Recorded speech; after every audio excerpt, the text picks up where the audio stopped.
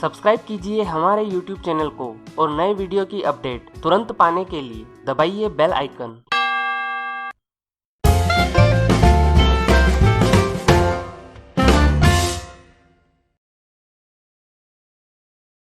नमस्कार दोस्तों, आज हम बात करेंगे रेक्टेंगल के विषय में। रेक्टेंगल चार्ट पैटर्न का ही एक रूप है। रेक्टेंगल चार्ट पैटर्न दो समानांतर लाइनों के खींचने से बनता है।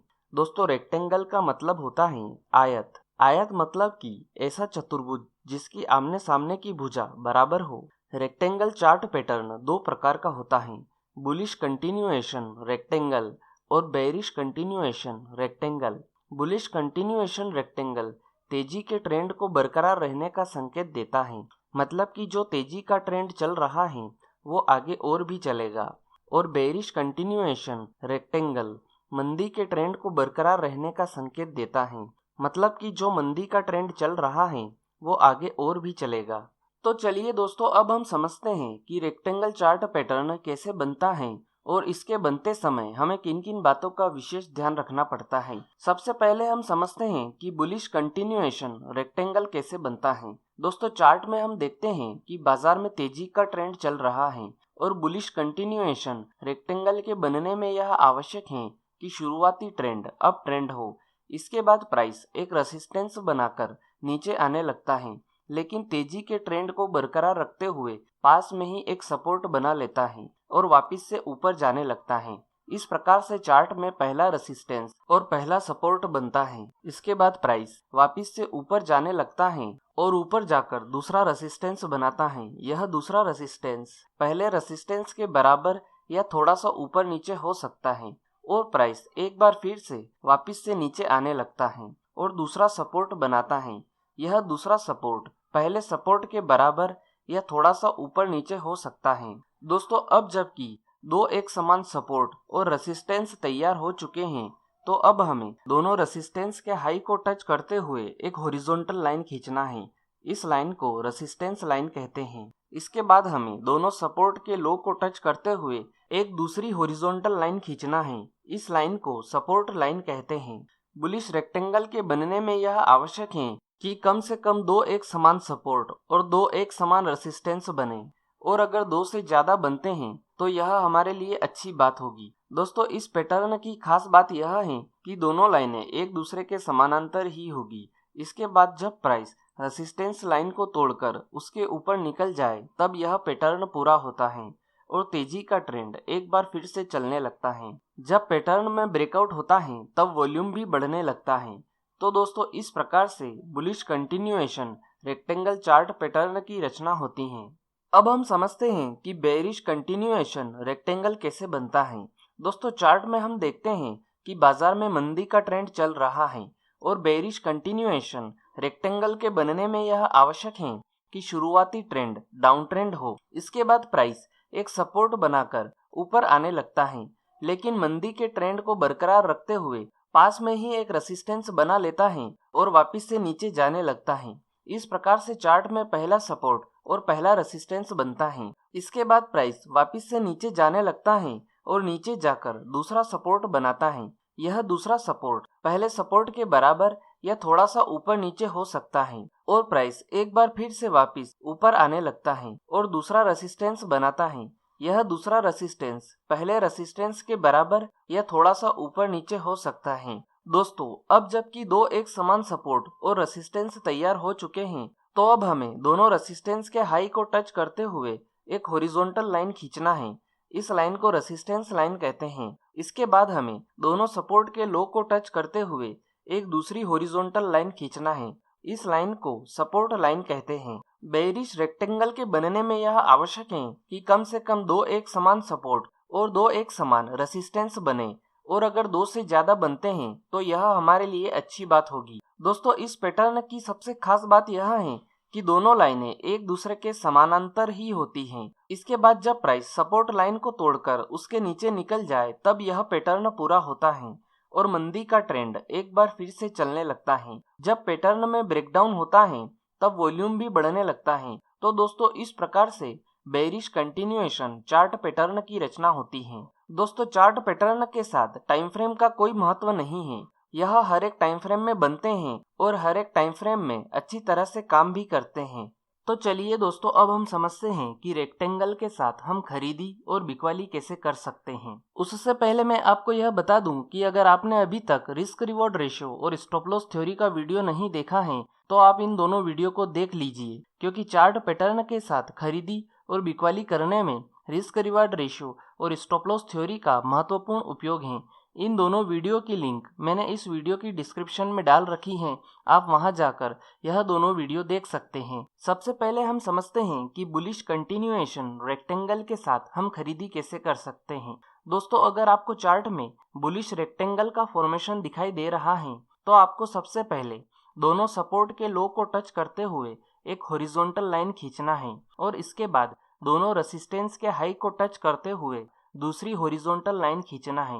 अब हमें इसमें खरीदी करने के लिए यह देखना है कि जब कोई कैंडल बुलिश रेक्टेंगल पूरा होने के बाद रेसिस्टेंस लाइन के ऊपर क्लोजिंग दे दे तो उसके बाद वाली कैंडल में हमें खरीदारी करना है, और खरीदारी करने के तुरंत बाद जिस कैंडल ने रेसिस्टेंस लाइन के ऊपर क्लोजिंग दी है उसके लो के नीचे का स्टॉप लॉस लगाना है। इसी बीच ट्रेड लेने से पहले आपको एक और बात का ध्यान रखना बहुत जरूरी है कि आपके खरीदारी करने के पॉइंट से स्टॉप लॉस लगाने के पॉइंट के बीच का जो डिफरेंस है वो रिस्क रिवार्ड रेशो के 2% के नियम के अनुसार ही होना चाहिए, तभी आपको ट्रेड लेना है। अगर डिफरेंस 2% के नियम के अनुसार नहीं है तो आपको यह ट्रेड नहीं लेना है। ट्रेड लेने के बाद आपको ट्रेलिंग स्टॉप लॉस का उपयोग करना है। अब इसमें आखिरी पॉइंट यह है कि हमें प्रॉफिट बुक कहां पर करना है। प्रॉफिट बुक करने के लिए आपको यह देखना है कि जहां पर पहला रेसिस्टेंस बना है इसे हम नाम देते हैं पॉइंट ए, और जहां पर पहला सपोर्ट बना है इसे हम नाम देते हैं पॉइंट बी। अब पॉइंट ए और पॉइंट बी के बीच का जो डिफरेंस है वो हमारा टारगेट होगा। जब प्राइस रेसिस्टेंस लाइन को ब्रेक करके उसके ऊपर क्लोजिंग दे देता है तो उसके ऊपर पॉइंट ए और पॉइंट बी के बीच का डिफरेंस हमारा टारगेट होगा।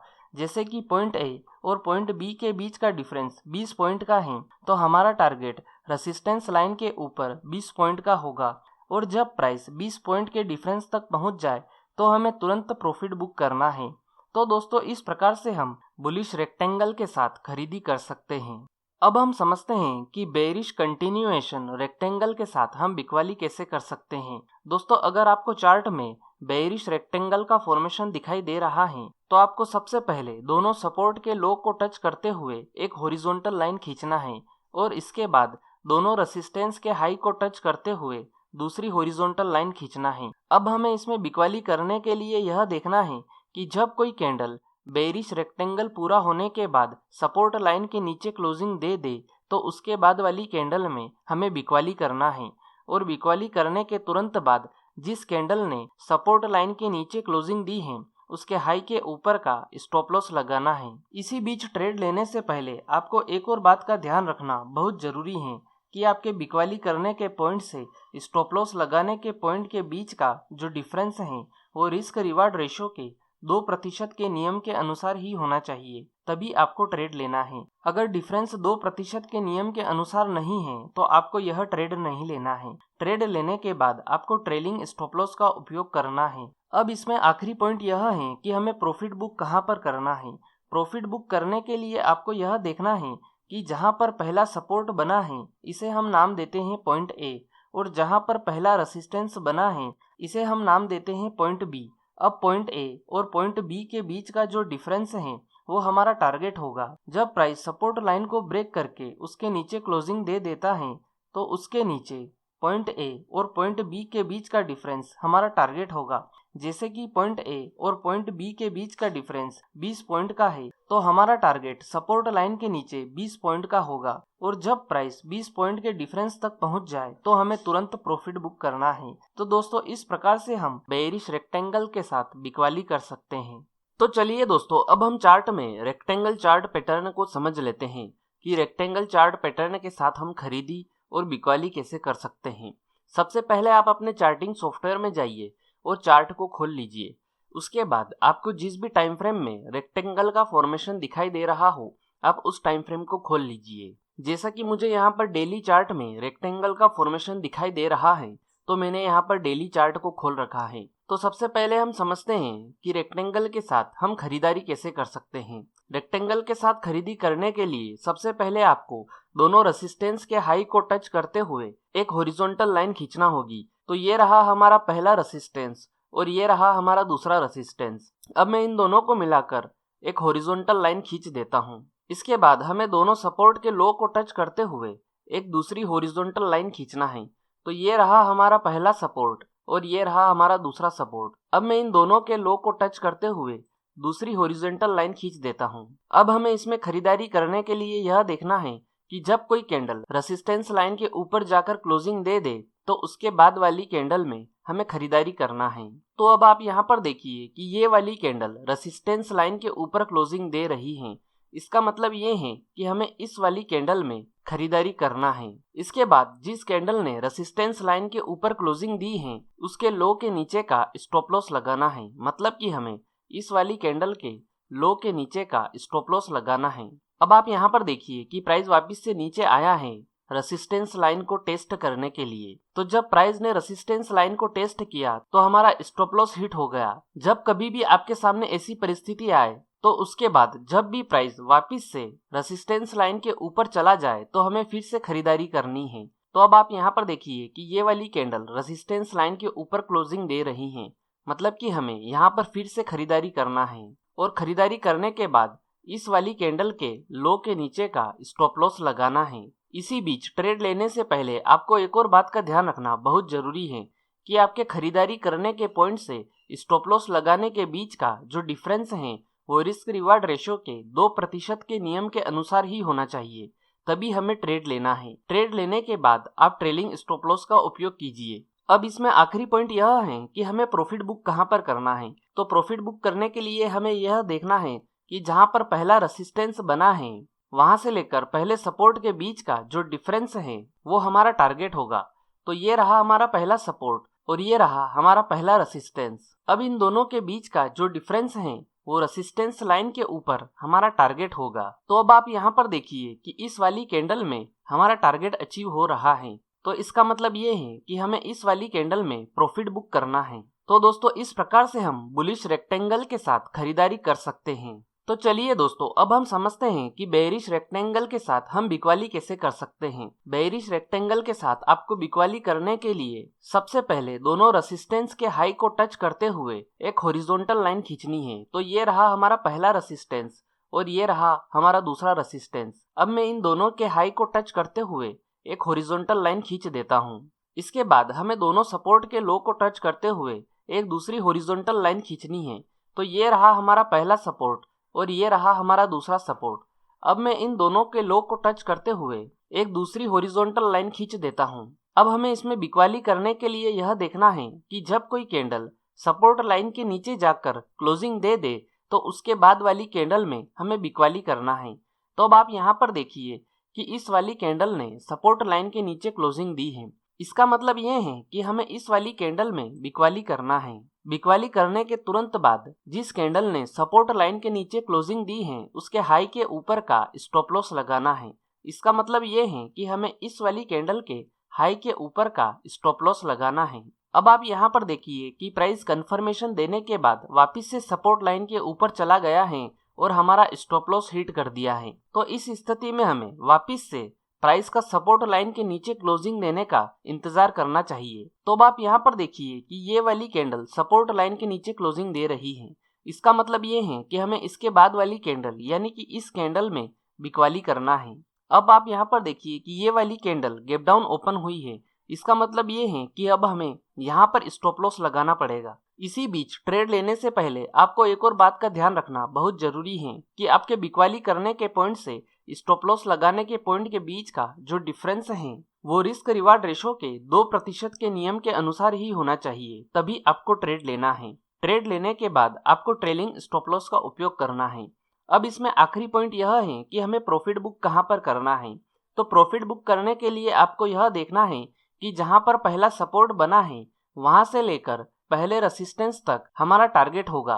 तो ये रहा हमारा पहला सपोर्ट और ये रहा हमारा पहला रेसिस्टेंस। अब इन दोनों के बीच का जो डिफरेंस है वो नीचे की ओर हमारा टारगेट होगा। तो अब आप यहाँ पर देखिए कि इस वाली कैंडल में हमारा टारगेट अचीव हो रहा है। इसका मतलब ये है कि हमें इस वाली कैंडल में प्रॉफिट बुक करना है। तो दोस्तों इस प्रकार से हम बेयरिश रेक्टेंगल के साथ बिकवाली कर सकते हैं। तो दोस्तों यह थी रेक्टेंगल के विषय में संपूर्ण जानकारी। उम्मीद है आपको यह जानकारी पसंद आई होगी। अगर वीडियो से जुड़ा हुआ कोई भी सवाल आपके दिमाग में है तो आप कमेंट बॉक्स में जाकर पूछ सकते हैं। आज के लिए इतना ही, फिर मिलेंगे। गुड बाय, धन्यवाद।